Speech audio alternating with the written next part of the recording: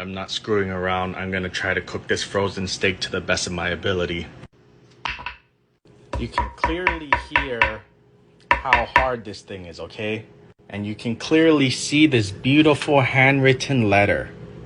It's hard but smooth. I'm not screwing around, okay? I'm putting it under water just for maybe 30 seconds so I can thaw out the surface, just so the salt can stick. I don't know how to tell you. I'm literally not joking, okay? That was 30 seconds. Now we're gonna let it dry on a paper towel. Okay, now we're gonna salt it and we're gonna let it sit for an extended period of time. Not too long, but not too short. Okay, so we got salt on it. We're gonna turn on the heat now. I put it on high, but we actually wanna cook it at a lower temperature, medium low. So normally at this point of the crystal hydration, you would start cooking it already, but we're gonna let it go a little bit longer so that the salt doesn't fall straight off. Also, I will be cooking the steak to a medium, okay? Pay attention, I know you're dozing off. All right, medium low. You can see the crystals on the steak is starting to be a little hydrated. Listen to how low the sizzle is, okay? You need to put a little bit extra oil to fill in all the cracks because the steak is stiff. It won't make perfect contact like a floppy steak would with the pan.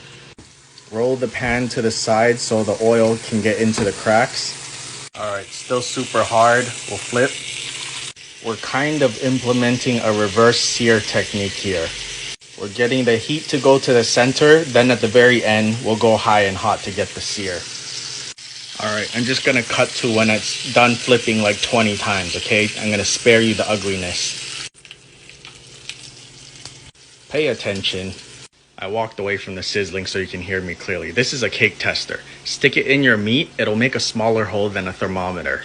Since it's thin, it'll heat up faster than a thermometer. So you can stick it in, wait 2 seconds, pull it out, then touch over here. Assume this is the middle of the steak, so you can feel how cold it is, but then if you drag it, you can feel how hot the gradient is from the center to the outside. If you're gonna be a professional, you should train yourself on how that feels. Use logic. Your body temperature is 98. If it's warm to you, it's above 98. If you have to pull it away from your face, it's over 140. Focus, we're coming up on the finish. Okay, so it looks to be rare right now in the center. We're gonna crank it and I'm gonna hold it on the fat cap so it can render slowly while the pan heats up. Then we're gonna finish both sides hard. Okay, now we rest. All right, based on the color of the juices, you can tell I nailed it. Let's cut this. Before I do, oh my goodness. Look at that.